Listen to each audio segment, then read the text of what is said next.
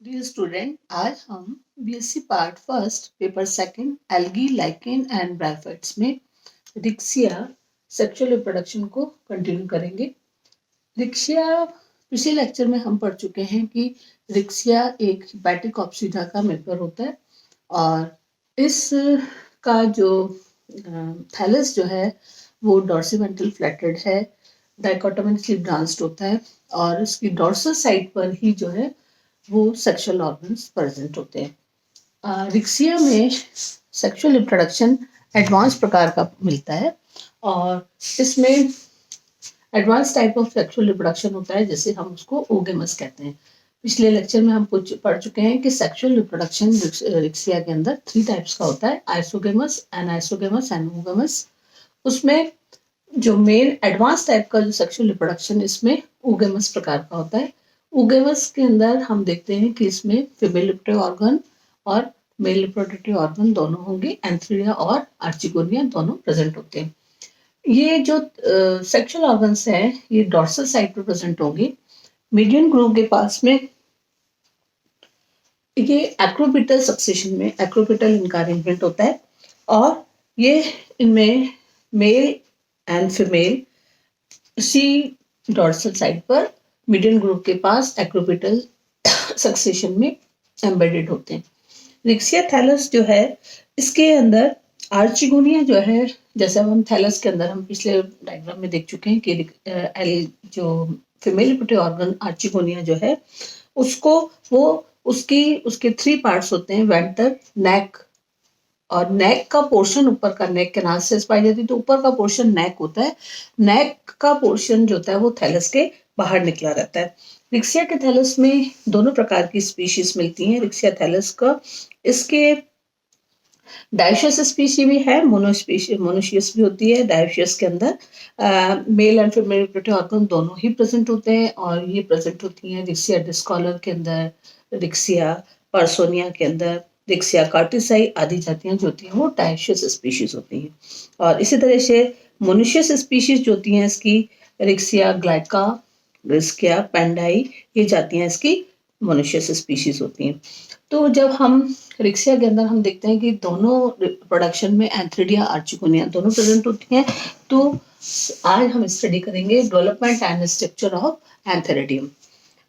Riccia के जो dorsal side के ऊपर कोई भी एपिकल सेल जो कि से जो 3 सेल्स है से लगभग 3 कोशिकाएं जो खांच के पास में है, मिडिल ग्रूव के पास में होती हैं, उसमें से कोई भी सेल जो होती है वो एपिकल सेल एक मतलब डॉर्सल साइड पर उपस्थित कोई भी एपिकल सेल जो वो ही एंथ्रिडियल इनिशियल का निर्माण एंथ्रिडियल इनिशियल हो जाती है, यानी एंथ्रिडिया का निर्माण उसी कोशिका से होगा। एंथ्रिडिया आरंभिका या एंथ्रिडियल इनिशियल कहलाती है।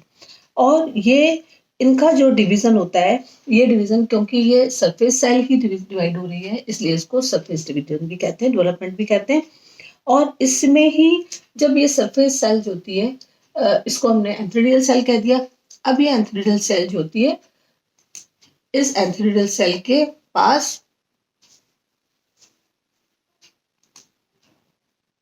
एंथ्रिडियल सेल जो बनी इस एंथ्रिडियल सेल में डिवीजन होगा और ये सेल डिवाइड होके इस एंथ्रिडियल सेल के अंदर डिवीजन हुआ और डिवीजन होके ये ट्रांसफर डिवाइस हो गई और इससे 2 सेल का निर्माण होता है और इससे एक सेल बनती है बेसल सेल और ऊपर वाली जो सेल जो होती है उसको हम कहते हैं आउटर सेल बनती है। Basal cell and outer cell होगी। ये बेसल सेल जो है आगे नीचे की ओर निर्मित होती है, नीचे की तरफ जो होगी बेसल सेल होगी और इससे ये आगे डिवाइड नहीं होती। अपर सेल जो होती है, आउटर सेल जो होती है, इसमें इसी से ही पूरी एंथ्रिडियम का निर्माण होता है और ये बाह्य कोशिका सतह से कुछ ऊपर की और उपस्थित होती है और इसमें उत्तरोत्तर रिपीटेडली ट्रांसफर डिवीजन होते हैं और ट्रांसफर डिवीजन होकर 4 सेल की ये रो बन जाती है। जैसे रिपीटेड डिवीजन हुआ, 1 बनी, 1 से 2, 3 एंड ये 4 सेल्स स्ट्रक्चर बन गया। अब उसमें से इस यहाँ पे हुआ डिवीजन हुआ, एंथ्रिडियल अपाक्ष कोशिका हो गई, एंथ्रिडियल इनिशियल है, एंथ्रिडियल में ट्रांसफर डिवीजन हुआ, बेसल एंड आउटर सेल बनी। तो ये एंथ्रिडियल सेल हुई, एंथ्रिडियल सेल से बेसल सेल और आउटर सेल बनी। बेसल सेल जो होती है वो वहां पर क्या करेगी, ये इससे स्टॉक और बेस का निर्माण हो गया, इसी बेसल सेल से स्टॉक का निर्माण होगा। और अब जो आउटर सेल है, ये वाली जो अपर आउटर सेल है, उसमें ट्रांसफर डिवीजन होगी और 4 सेल लॉन्ग फिलामेंट का निर्माण होगा। अब इस 4 सेल से जब निर्माण हुआ तो इससे 2 सेल्स 4 सेल होंगे, जिसकी जो 2 अपर सेल्स जो हैं उससे तो बनेगी प्राथमिक प्राइमरी एंड्रोगोनल सेल बनेगी, एंथ्रेडियल सेल बनेगी, और जो नीचे वाली जो आउटर सेल की जो 2 नीचे की सेल्स हैं उससे प्राइमरी स्टॉक सेल का निर्माण होता है। तो प्राइमरी स्टॉक सेल जो होती हैं वो व्रंत का निर्माण करेंगी। ये स्टॉक सेल जो है टोटल जो है आउटर एक सेल सिंगल एंथ्रेडियल सेल थी, उस एंथ्रेडियल सेल में 2 सेल बनी, आउटर सेल और बेसल सेल। बेसल सेल नीचे की तरफ है, उसमें वो उसके स्टॉक का ही पार्ट होगी, नीचे की तरफ वो आगे विभाजित नहीं होती। अब इसमें जो अपर सेल थी उसमें रिपीटेडली ट्रांसफर डिवीजन हुए और उससे 1 2 3 4 सेल्स का निर्माण हो गया। ये 4 सेल जो बनेगी उनके बेस की 2 सेल्स जो होंगी वो उससे बनेगा प्राइमरी स्टॉक सेल का निर्माण होगा। और ये डिवाइड होकर क्या करेगी, इसी से ही डिवीजन होकर मल्टी सेलुलर स्टॉक बनेगी। तो यहाँ पर यह है प्राइमरी स्टॉक सेल बनी और ये ही मल्टी सेलुलर स्टॉक का निर्माण करती है। और इसके बाद जो यहाँ पर अपर 2 सेल्स थी, इसको हम प्राइमरी एंथ्रेडियल सेल्स कहेंगे, और ये ऊपर 2 कोशिकाओं से ही निर्मित होती है।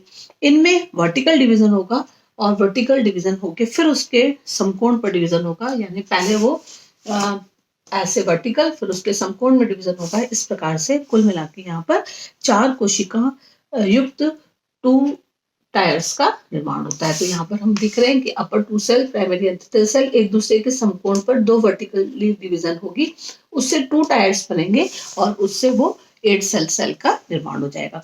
इस प्रकार से 8 कोशिकाएं विभाजन करके सतह कोशिकाओं का टोटल 8 सेल्स का निर्माण हो जाएगा। अब इन 8 सेल के अंदर आगे क्या होगा, वो फिर पेरिकार्नियल डिवीजन होगी। ये यहाँ पर ये 8 सेल बनी, उनमें पेरिकार्नियल डिवीजन हुआ और पेरिकार्नियल डिवीजन होके 8 सेल्स आउटर 8 सेल बनेंगी और इनर 8 सेल्स बनेंगी। आउटर 8 सेल्स जो थी वो तो सेल्स होंगी वो की स्टेराइल होती हैं और ये प्राइमरी जैकेट का निर्माण करेंगी। तो यहाँ पर ये जो आउटर सेल जो थी, आउटर 8 बाहर और 8 अंदर, तो आउटर 8 सेल जो होंगी वो क्या बनाएंगी, उनमें वो प्राइमरी जैकेट सेल का निर्माण करेंगी और उसमें से कई एंटीकार्नल डिवीजन होंगे और एक मोटी जैकेट का निर्माण हो जाएगा। तो इस प्रकार से हम देखते हैं कि आउटर 8 सेल ने एंटीकार्नल डिवीजन करके एंथ्रेडियल जैकेट का निर्माण किया।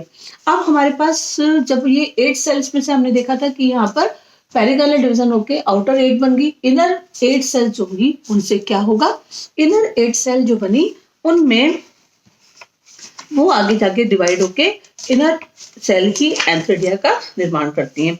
ये सारा जो सेल जो होगी, आउटर जो थी वो तो थी स्टेराइल थी, उन्होंने जैकेट का निर्माण कर दिया।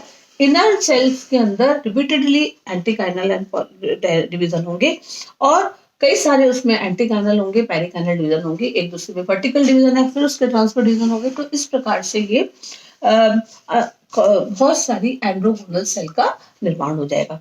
और ये एंड्रोगोनल जो सेल्स जो थी, इस प्रकार से हम जब देखते हैं कि ये पूरा का पूरा एंथ्रेडिया जो है उसका शेप जो होता है वो एक क्यूबिकल शेप में होता है। ये इस विभाजन के फलस्वरूप ये अंतिम पीढ़ी बनती है, जो इससे इस सेल को हम एंड्रोगोनल मदर सेल्स कहेंगे।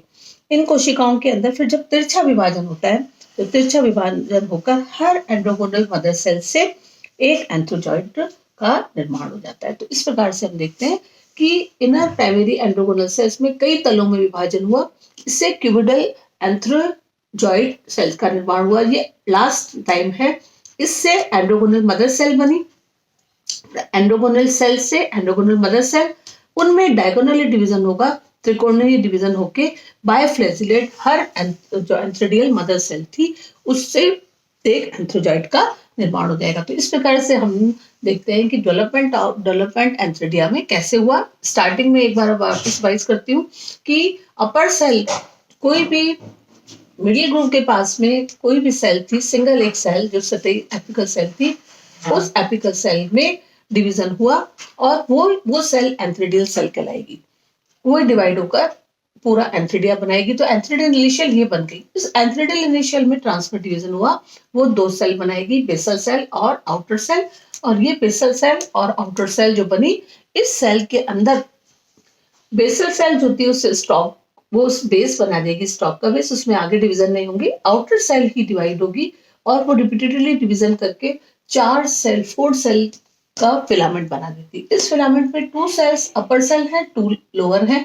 2 upper cell primary antheridial cell कहलाएंगी और 2 नीचे वाली स्टॉक सेल कहलाएंगी। प्राइमरी स्टॉक सेल में डिवीजन होगा और उसी से ही मल्टीसेलुलर स्टॉक बनेगी, जबकि अपर सेल जो होगी प्राइमरी एंथ्रेडियल सेल, वो एक दूसरे के समकोण में डिवीजन करेगी। 2 वर्टिकल डिवीजन होंगे और 2 टायर्स ऑफ 8 सेल्स बन जाएंगी। तो उनमें फिर फर्दर पेरिकार्डियल डिवीजन हुआ तो 8 सेल आउटर होगी, 8 इनर होगी।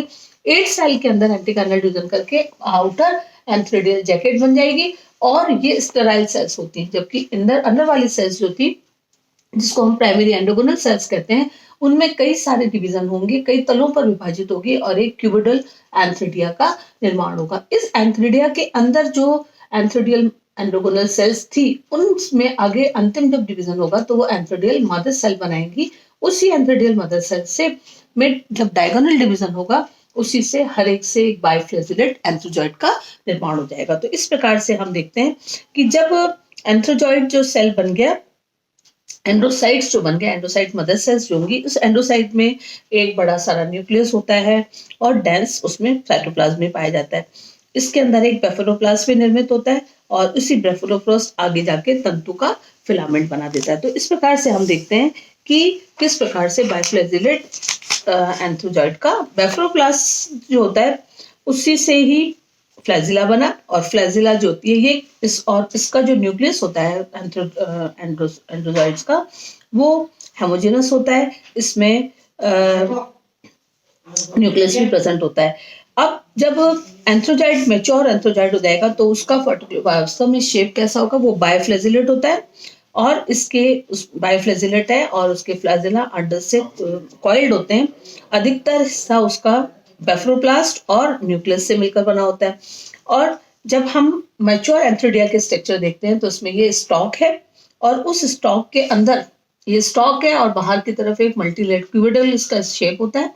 आउटर इसकी जैकेट है जो कि स्टेराइल सेल की बनी होती है और इनर सेल जो होती है, अंदर का भाग जो होता है, वो एंथ्रिडियल चैम्बर है। उस एंथ्रिडियल चैम्बर के अंदर एंथ्रिडियल मदर सेल से एंथ्रिडिया का निर्माण होता है। और इस प्रकार से जब ये पूरी एंथ्रिडिया कंप्लीटली पूरी परिपक्व हो गई तो इसकी आउटर सेल नष्ट हो जाती है और इसका द्रव जो होता है वो निर्मित हो जाता है। जल के जैसे वो वाटर को एब्जॉर्ब करेगी तो एब्जॉर्ब होने के साथ साथ इसकी सेल्स फूल जाती हैं और जैकेट सेल्स जो होती है वो पानी को एब्जॉर्ब करके विघटित हो जाती हैं। और विघटित होने के साथ साथ ही कुछ जो एंथ्रिडियल चैम्बर है उसमें जो म्यूसिलेजिनस जो आवरण होता है, उसके से घिरे हुए जितने भी उसके अंदर एंथ्रोजॉइड्स होंगे वो वहां से बाहर आ जाते हैं और जल में तैरने लगते हैं। इस प्रकार से हम ये देखते हैं कि कैसे एंथ्रिडिया का डेवलपमेंट होता है। Thank you.